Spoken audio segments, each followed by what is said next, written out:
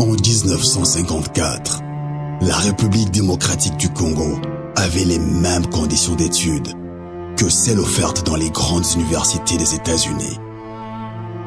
Après 32 ans de dictature, plus de 17 ans de guerre, arrive la misère.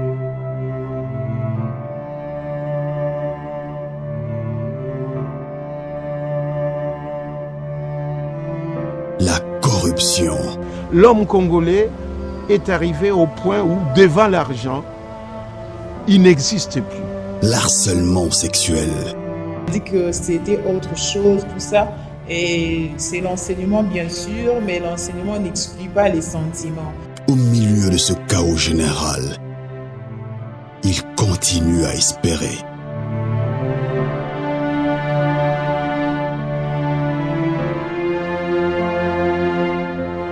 I still believe there is a bright future for the Congo. Un film produit par Congo Mikili Cinéma, par le même réalisateur du documentaire, Mamadou Ndala. Hope in Darkness, l'espoir dans l'obscurité. Disponible en vidéo, en demande sur Congo Mikili à partir du 1er mai 2015, à seulement $4.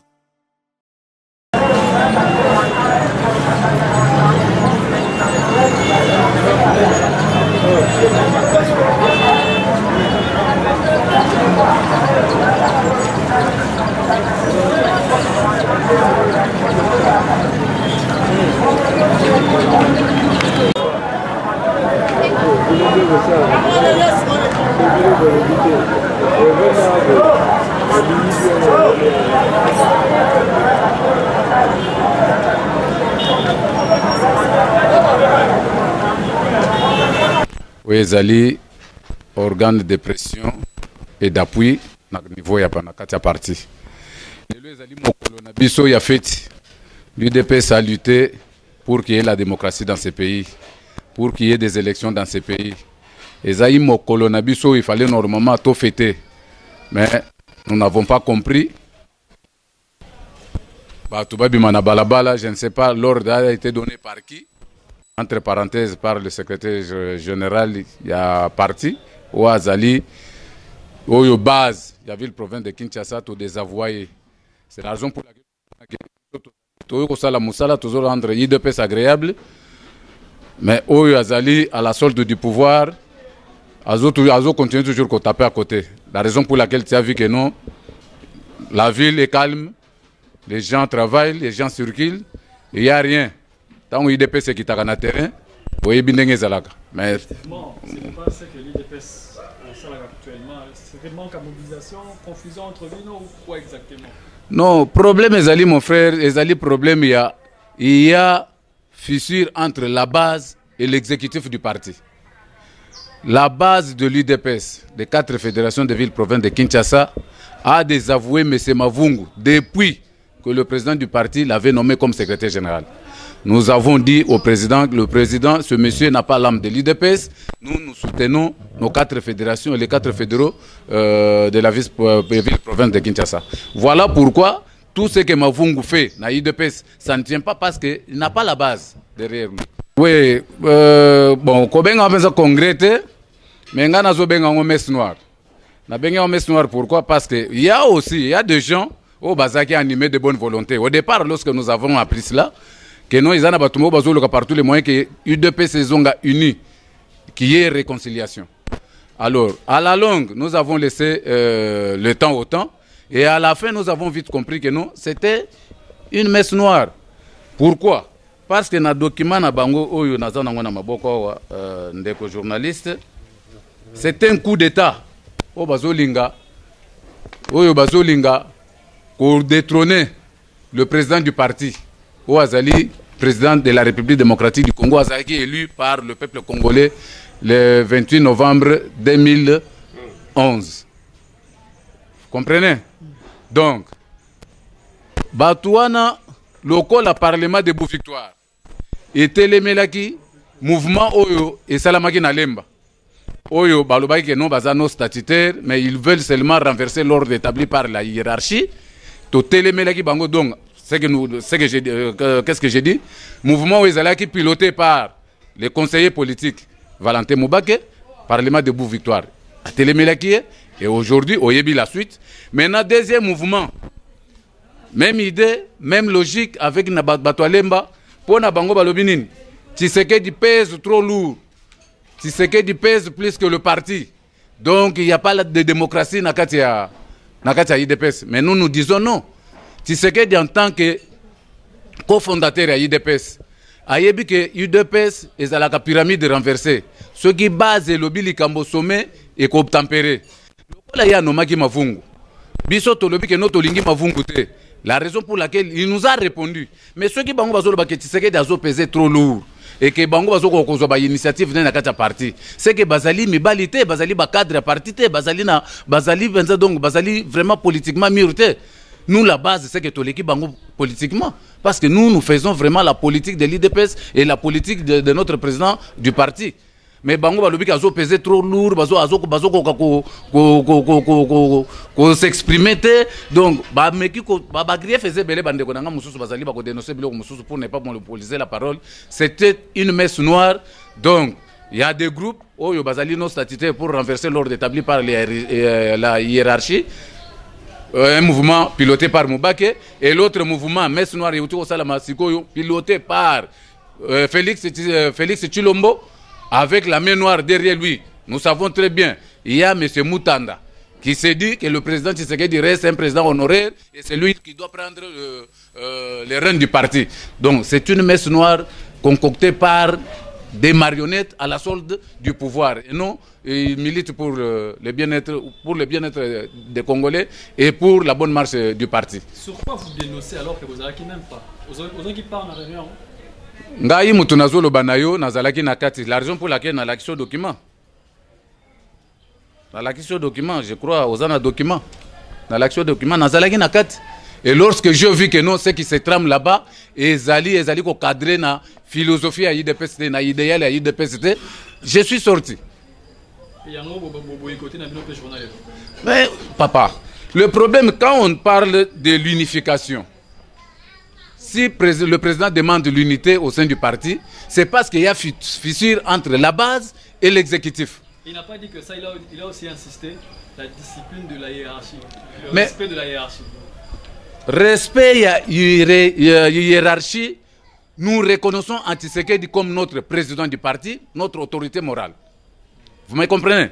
Maintenant, lorsqu'il a pris une décision qui est contraire à la philosophie de l'IDPS n'a pas été créé par M. Tshisekedi seul, mais c'était un collège de fondateurs. Quand ils ont créé l'IDPS, ils ont dit que c'est le pyramide renversée. Donc c'est la base qui décide au sein de l'IDPS. Lorsqu'il avait pris cette décision, la base a dit non. Et Tshisekedi nous avait répondu. Il nous a laissé continuer à œuvrer, à soutenir nos 4 fédérations de villes provinces de Kinshasa. C'est la raison pour laquelle vous trouvez maintenant qu'il y a fissure entre la base et l'exécutif. Le 24 avril, c'est la date mémorable pour Nabiso. C'est la date où fetaka. Mais Nangongao, il fallait tous à la matinée politique à Kafu Kafu, na permanence oyo tozo sepela ba orateur ba leka ba bandako ko enseigner ba nouveau venu comment l'IDPS a été créé ndengeni tokomina date le 24, mais fort curieusement toyoka kiono marche kozala le 24. Marche objectif nango nini ba mort ya ba fausse commune ya Maluku ou élection ba utolobela na messe noire na bango toyebite. C'est pourquoi moi je ne peux pas perdre mon temps, je viens au parlement to solo la makamu na biso et ndeko journaliste na bande kwa poto nazo se répéter encore une fois, le parlement debout ezali organe de pression, d'appui et de pression.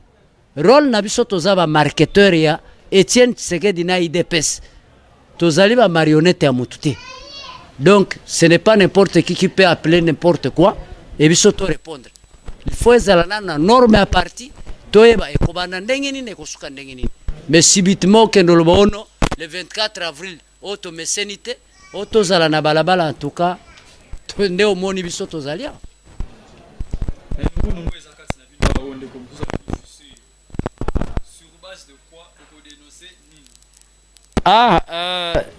Nabanzi peut-être interprété Nungu na sens ya mabe. Celui qui a convoqué la marche a-t-il qualité encore? Je ne pense pas. Dès lors que la base est en pyramide renversée, à désavouer Mavungu comme secrétaire général, dis-moi quelle est cette décision que Mavungu peut prendre et la base à respecter. Donc il n'y a pas match. Donc il y a fissure entre l'hiérarchie et la base. Quand je dis hiérarchie, secrétariat, exécutif, Nabiso base. Et quand il y a cette structure, alors que vous n'obéissez pas au l'ordre du président, parce qu'à 5 minutes, l'unité et le respect de la hiérarchie. Mais lorsque vous dites que il y a la fissure entre... c'est-à-dire que votre pyramide renversée, on peut carrément dire que c'est séparé en deux. Le point du triangle et le milieu et la base. Merci beaucoup, papa journaliste. Il y a un adage qui dit que lorsqu'on interprète un texte hors du contexte, c'est un contexte. Nous, parlementaires debout, marketeurs de Etienne Tshisekedi, nous les respectons. Mais dès lors que il est démocrate, et le vrai démocrate, il a constaté que sa propre base a émis un vœu du refus de l'homme qu'il a nommé, et il lui a adressé un mémo et une pétition. Je pense qu'en tant que démocrate, il a consommé et il a endossé. Donc, personne ne peut nous condamner. Tout combattant de l'IDPS permanence na ezali na limité avenue Zignas 546. Biso nyos toyebi ke référence na biso ezali na limité. Résidence ya président na biso ezana Petignas. Donc, qu'on crée amalgame, biso nyos toyebi bien que permanence na biso ezana limité. Mais aussi longtemps que M. Mavungu a érigé un bouclier à la permanence, a constitué un commando qui dérange les gens, qui injurie les gens, qui tabasse les cadres. En tout cas, biso tozaba tu mobulute. Dernièrement, de mes propres yeux, on a tabassé le secrétaire général adjoint, Bruno Tshibala, soit disant qu'il est allé bouffer l'argent du pouvoir. Donc, on l'a accusé sur base de quoi, et pourtant, lui et Mavungu, ils se rencontrent quelque part. Et c'est Mavungu qui a incité à son commando de tabasser son adjoint. Merci beaucoup. C'est la question que j'attendais, mon cher frère. Mon collègue venait de te dire d'une messe noire qui venait de s'organiser le 20 avril. Biso, bande kwa poto. Naebi bien que tango nungu ya groupe de lembe bimaki awa, botaksaki biso victoire que toza jaloux ya baninga o, soi-disant patati patata. Mais siko tokolakisa bino preuve que boza déconnecté na ba réalité à terrain. Deko journaliste filmé malamu. O ezani. Invitation officielle. Ya soi-disant comité de pilotage pour l'unité du parti. Est-ce que omoni emblème à IDPS? Omoni caché à IDPS? Donc c'est un groupe non statutaire comme le groupe de Lemba. Tango tolobela ki groupe de Lemba ezali te que toza contre qui que ce soit. Mais to dénonçaki cacophonie na mal o ezana kati. Comment yo groupe non statutaire okende kozwa prérogative à organiser ba activité à parti? C'est la même chose na batu ya messe noire. Il y a soi-disant groupe de pilotage pour l'unité. Mais malheureusement, bango nyoso babimi penza les ennemis de Etienne Tshisekedi. Pour preuve, tango yo cadre à parti, ozolo bakeno charisme à président l'équipe même à parti, moi cadre ou bien ba cadre bazwa décision ezate, moi bazwa initiative ezate, nyoso bimana na président, autrement dit IDPS eza parti patriarche. Bon, journaliste na bande ko poto bino batu boyebe ebele. Quand on qualifie du président na parti patriarche lingi kolobanini. Donc Tshisekedi est dictateur. Leur objectif est de contourner Tshisekedi à travers la base, mais nous les avons démontré qu'ils sont moins intelligents et moins malins. Ils ne connaissent pas les partis. Ils n'ont pas l'âme du parti.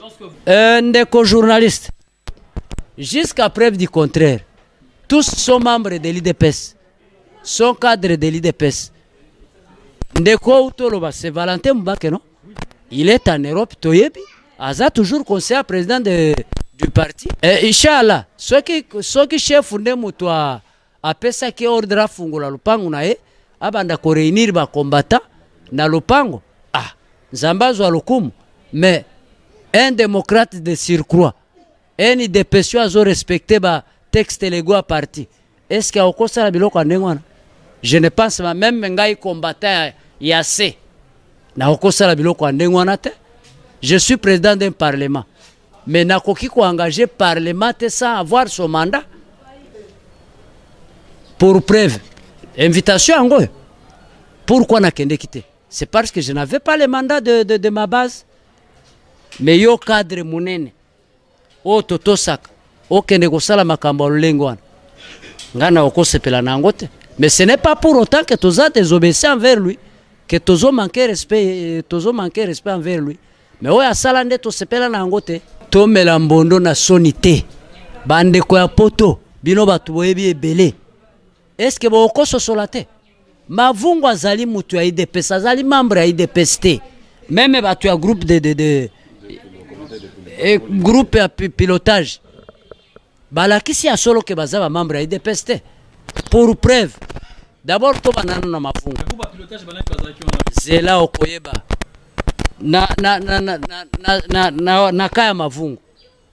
Tango IDPS a décrété ka marche. Est-ce que Kinshasa zala na kimia?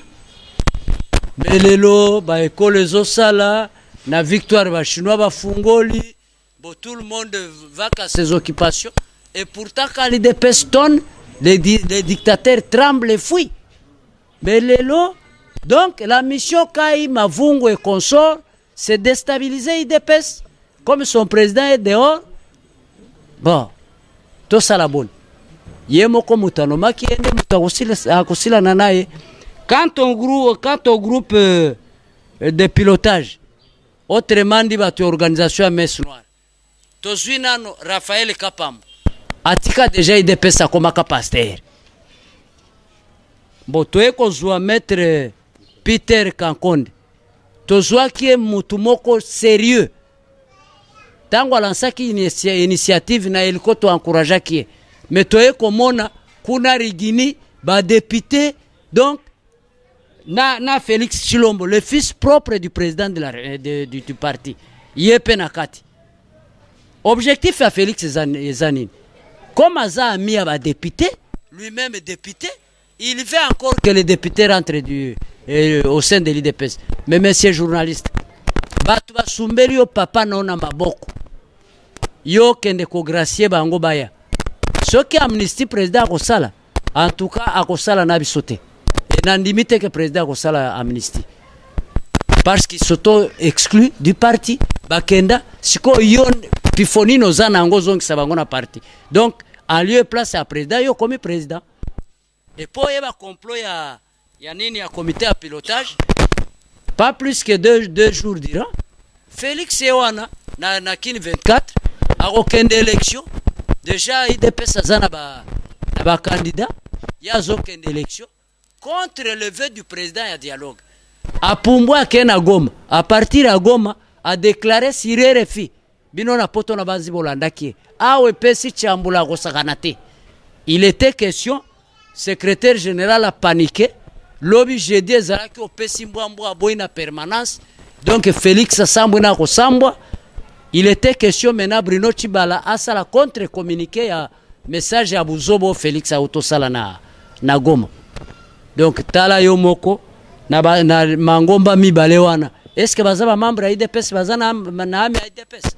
Bon, souci na biso majeur est que le 24 avril oyo monsieur Mobutu a prononcé qui dans télé il y a ko démocratiser pays et ça la fête pour eza victoire ya UDPS na moment ya dictature ya Mobutu tolitaki bakombata bakufi batu bakangamaki ebele na prison, mais toyeko koma le 24 avril na 90 Mobutu aye ko déclarer démocratie ezalaki victoire ya UDPS lelo nde esengeli to sepela to jubilé etikala journée moko historique na Congo pona lito yo UDPS amenaki.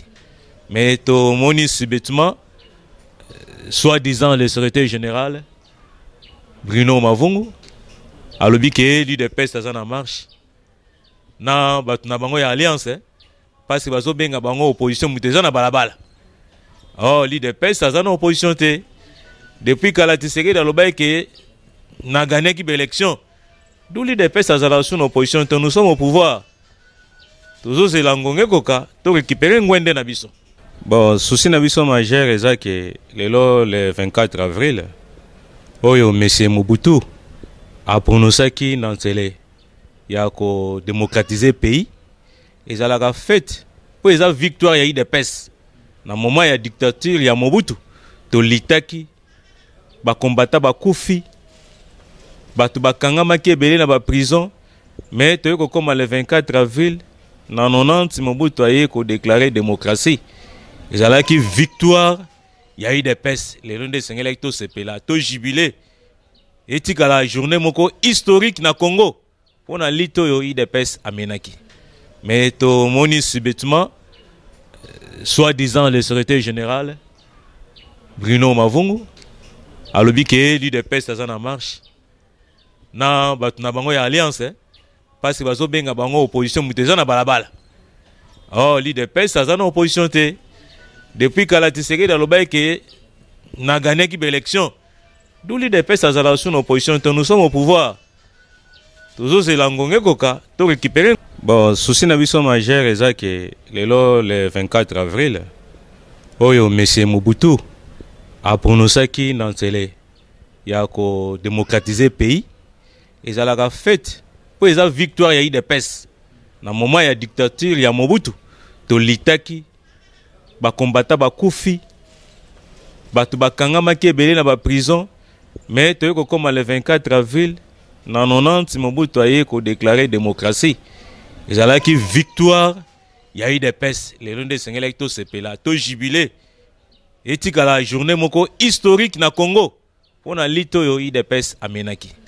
Mais to moni subitement soi-disant le secrétaire général Bruno Mavungu alobi ke l'UDPS aza na marche na batu na bango ya alliance parce que bazo benga bango opposition muteza na balabala. Oh l'UDPS aza na opposition te depuis kala Tshisekedi aloba ke na gagné ki élection. D'où l'UDPS aza la sous opposition te, nous sommes au pouvoir. Toujours c'est l'angongé koka to récupérer ngwende na biso. Par rapport à la semaine passée au Messe Noire, les Camerounais au Messe Noire, ils ont sorti en bon. En Messe Noire, tolobi ke ezalaki deuxième verrou parce que ya liboso ezalaki ya bato alemba groupe non statutaire au bani ko renverser l'ordre établi par les hiérarchies du parti. Groupe non statutaire alors qu'Azana chef du parti qu'on a nommé. Oui, Azana chef du parti, il est le conseiller privé ya président. Azana kati organe parti te, d'où akoki ko organiser biloko wana te na kati na lopango na ye. Le conseiller privé pour vous dire aussi en même temps il peut avoir la facilité de signature ya président. Non, l'UDPS azana statut na papa, ils en a organe na yango. Base eza pyramide renversée. Base d'état géré na ba fédéraux. Et non et pas un conseiller politique. Non et pas un secrétaire général adjoint chargé de l'inspection du parti. Non, nous sommes gérés par de fédéraux. D'où ba ko kumba biso na dans wana te. Ya on tolobi mouvement na bango zaki non statutaire. D'ailleurs, na makomami na bango na rapport et les gars qui na parlement, oh baninga ba uti ko tcholawa. Que notre groupe n'est pas statutaire, mais nous constituons un mouvement qui veut renverser l'ordre établi par les hiérarchies. D'où va effacer le président, comme on a un congrès, où ils ont organe suprême à parti. Donc, on est sur ça, il y a un congrès, on va effacer. Donc, notre président a coexisté sous ce thé. On va libérer l'ordre asika. Bon, pyramide, les a coulé parce que l'UDPS, eza ko fonctionner. Non, tolobi boye. Nenge azawana base ezaka na confiance na ye, mais mette atamboli na chaise roulante. Le peuple a besoin de Tshisekedi de gouverner ce pays. Tous on a besoin de exploiter mais les gens na kati bongo na ye. Mais messieurs les journalistes, soyez bien que Kalamingité la fédération extérieure ba uti ko désavouer Félix Mavungu et Mavungu. Ba sala qui désavouer contre bango. Mais là la ko benga ngai. Na ko kende jamais. Parce que toyebi car tu azali ko beta. Première succession au Yazo Bundela a récupéré base. Mais c'est pratiquement impossible. Moi, je récupérer en réalité. Papa nous est encore vivant.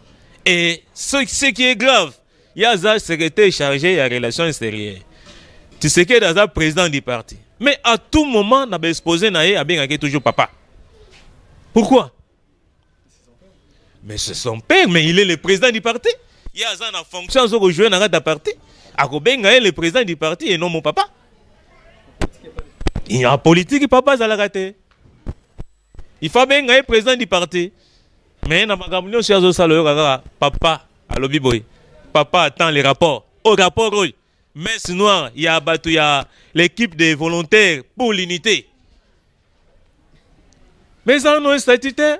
Problème est en groupe écoute na ba fédéraux. Fallait bazonga pour la deuxième fois ba kutana ba fédéraux. Tu as invité, mais tu as dit que ça messe noire. Tu as s'adhérer à biloko wanante. Tu as quitté. Mais tu as parti à document bango ba bimisi. Yango tu as nango na maboko. Yango tu as nango. Babi na premier tiré les dysfonctionnements des structures et organes du parti. Dit à l'inadaptation des statuts issus du premier congrès aux réalités du parti. Le poids politique et le charisme personnel du président de l'UDPS qui pèse plus que le parti lui-même et ne donne pas lieu à un débat démocratique ouvert au sein du parti, faisant de l'UDPS un parti à patriarche. La personne du président compte plus que le parti. Il est une réalité plus puissante et différente du parti. Par peur ou crainte du président du parti, les cadres manquent d'initiative et attendent tout de lui. Vous me dites que tant que le président Aza ko pesé, d'où bazolo balingba lo banabisoni que bazo zelaga nyo c'est pas inae. D'où va venir président Aza dictateur. Mais biso na base tant que président a sali nini ya exclusion ya ba fédéraux tolobaki na président boyete et alobi na biso to sala ngo d'une manière démocratique to sali ngo pétition na memo to tindeli pas président et pourquoi pas bango bakoyi koloba pe na président et bazali ko banga koloba na ye do base ebi politique koleka bango ba cadre nde yango na mukuse biloko basali eza po ba renverser l'ordre établi par les H. Bazo senga un dialogue. Dialogue na bazo senga exclusif. Tokena dialogue na ba député ba uti na hémicycle ya Kabila. Dans le président le bito kota na kati eloko wana te. Mais bango wana bakei ko kota. Et pourquoi Félix Aza toujours en connivence na batouana? Azo sala manœuvre par tous les moyens bazonga na parti. Même bato bakendengi na CDPS. Na ko citer le la moto Jean-Baptiste Mwampata. Akenda na CDPS. Et les Kamani, Bakenda, les maîtres Mukendi, Bakenda, Alexis Mutanda, Akenda. Mais pourquoi équipe il y a volonté, sur des volontaires pour l'unité, Bakeko contacter, Batouana Nyon surtout. Objectif na Bangwezani. Parce qu'ils savent que peut-être ils peuvent encore apporter un plus. Non, Bako porter un plus. Leur objectif est ça que d'ailleurs, Mutanda le Baketi, c'est que la président honoraire, il y a la direction à parti. Alors l'objectif na bango tokende na dialogue et bongo babimisa président ya parti président tika président honoraire ya on tolobi que ça mèche noire ndenge bato alemba basalaki bisonde to boyi biloko wana. Merci ndeko journaliste pona ko sukisa. Eza penza ko sukisa te po makambo ko lobeze belé. Ndeko. Soki fissure ezali na kati ya parti. Soki fissure ezali na kati ya parti. Est-ce que ezali na bandeko ba uti kotanga? Ba kamani. Soki ba député wana lelo ba se retrouvaki na parlement. Est-ce que ezali pona kitoko bazali kitoko koleka mibali nyonso mokili. To ba votaki bango na label ya UDPS. Batu wana ba soto exclure bango moko. Est-ce que batu wana bazali na crise na exécutif ya nini ya parti? Est-ce que ba cadre nyonso ba se retrouvaki na kati ya messe noire wana? Conflit nini baza nango na exécutif ya UDPS? Or ne ya problème ezanini ezali base na mavungu nde fissure nde ezali wana. C'est ça. Mais bazali ko escamoter yango bazo kende par détournir pour renverser l'ordre établi. Pona ko évincer mais c'est Tshisekedi wa Mulumba charisme na ye. Oui, bazana a raison que le azo peser plus que le parti. Tshisekedi azo peser plus na Congo, Mobimba, azo peser plus, voire même dans le monde entier parce que Mindele bayebi Tshisekedi très bien. Bayebi mental na ye, ayebi moto mayele, moto ya boania. Moto azo bunda pour l'intérêt supérieur de la nation. Pour na Congolais à se retrouver. Mais les Chilombo, les Félix, les Mutanda, tous ces députés là, les lobanda bakenda na parlement kuna. Ba porta nini na peuple na population congolaise. Va porter le côté. Bazo le pouvoir pour le pouvoir. Oh, Tshisekedi a lutté avec ses pairs. Tant qu'on va créer l'UDPS, c'était pour instaurer la démocratie. Aujourd'hui, nous devrions normalement fêter la date d'aujourd'hui. Donc fêter en autre suite, il y a marionnette au bazana kata parti en commençant par Mafungu et Chilombo. Aujourd'hui, la base de l'UDPS dit non au groupe de Lemba, piloté par les conseillers politique privée. Il y a M. Etienne Tshisekedi de Mulumba. Je cite M. Valentin Moubake. Nous disons aussi non à la messe noire, pilotée par Félix Tshilombo Pistonnet. Celui qui est à la base de tous ces mots. Nous savons très bien, c'est Mutanda. Parce que c'est lui qui a l'argent, c'est lui qui a financé tout. Et nous savons très bien. Nous disons aussi non à ces groupes-là. Si d'autres sont encore dans l'ombre, nous les attendons. Nous les attendons. Ndeko journaliste na ukama na éviter age par rapport à quoi et par rapport à qui? Mais na éviter nanga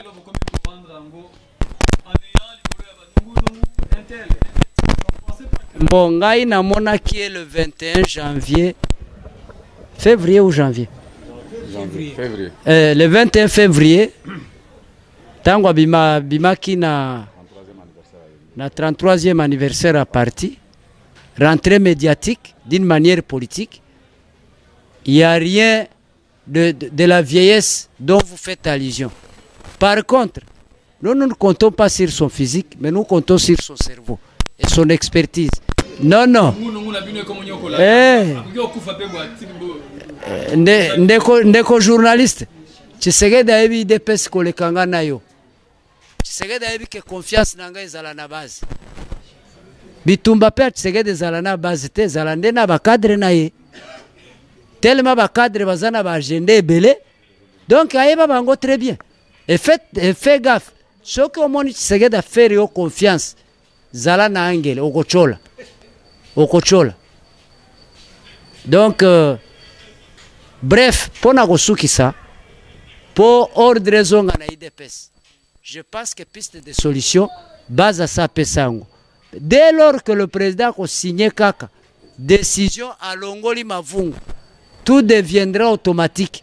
Biso ba combattant toza na problème te. Pour toi bien que parmi nous, les ana batu ya malade angai yoyo ba mampasi angai ni boye, mais ceux qui ka Mavungu alongwe okomona ordre zongi na parti.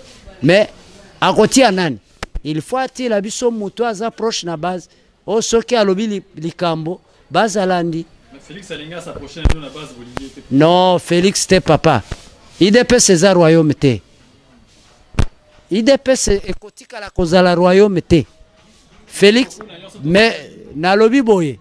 Félix azosala musala punda. D'abord musala wa pesa ke na poto. Atiki yango na nani? Pona minito tozolo bazana est. Na este okende koloba monoko nini? Akoloba français, je ne sais pas quoi. Donc, il a démontré noir sur blanc que lui est vraiment pour les élections.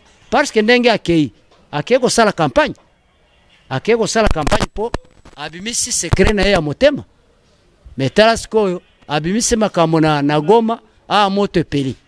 Kaka na permanence lobi ezalaki opesi bwambwa boy. Donc Félix azosala musala punde za royaume te papa. Pona kolakisa ke fisiru ezali na kati ya UDPS au président zosenga unité. Mavungu a lancé mot d'ordre. UDPS na balabala. Parmi mes noirs et salamaki ba cadre o nyosu tu ba kendeki kuna. Na yaza na balabala.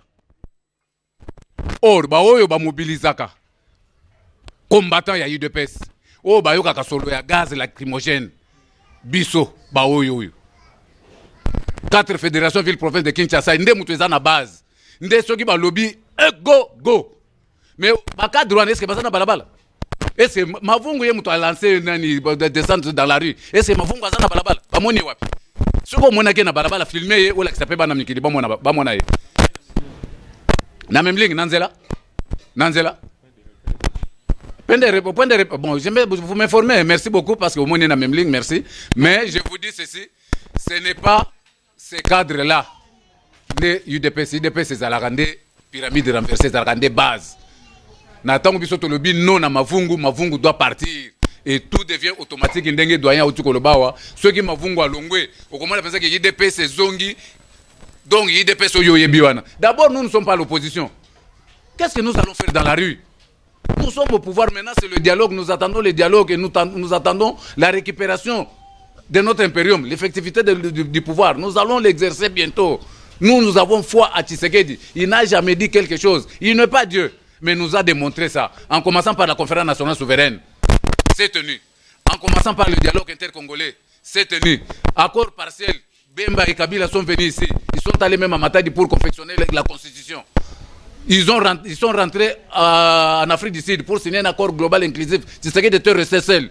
Et aujourd'hui, il a dit dialogue. Quand Kabila était allé à Addis Abeba pour signer l'accord d'Addis Abeba, Tshisekedi n'était pas là, l'UDPS n'était pas là. Il avait signé cet accord-là, il doit respecter cela. Nous devons aller au dialogue pour que Kabila quitte le pouvoir, l'UDPS récupère son pouvoir de 2011 et organiser les élections libres, démocratiques et transparentes. Voilà. Merci. Document à Simbia. Mais le 21 février, l'anniversaire, le président a lancé un message à que les membres et partis vont travailler en harmonie dans l'unité et au respect de l'hierarchie. Parce qu'il y a déjà beaucoup de préparé. Coup ya liboso ezaki coup ya batu ya lemba non statutaire, deuxième coup ezali coup ya ba Félix na équipe na ye. Alors biso ba combattant toza na kati ya biloko wana te, biso toza derrière Etienne Tshisekedi wa Mulumba yendaza président na biso ya parti pe président de la République. Lelo bango bazo sala biloko wana. Bani basala soi-disant conclave. Entre état président na message na ya le 21 alobi que c'est au mois de décembre 2015, de UDPS a reconnu dans le congrès. Mais manœuvre bazo sala, ça dit à quoi? Pour toujours c'est le président, en décembre 2015, qui est dans le congrès, tout est basé réellement à postuler, à côté de parti, à successeur, au sala makuna, mais on bazo sala oui. Non? Félix a ça dans dengue nae. Mon bac est pas tout ça dans dengue nae, donc ça zéro. Base ça si mabilo ko anate. En 1954, la République démocratique du Congo avait les mêmes conditions d'études que celles offertes dans les grandes universités des États-Unis. Après 32 ans de dictature, plus de 17 ans de guerre, arrive la misère.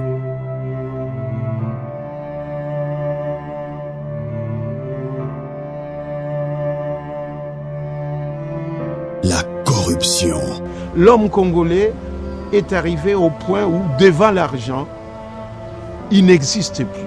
L'harcèlement sexuel. On dit que c'était autre chose, tout ça. Et c'est l'enseignement bien sûr, mais l'enseignement n'exclut pas les sentiments. Au milieu de ce chaos général, il continue à espérer.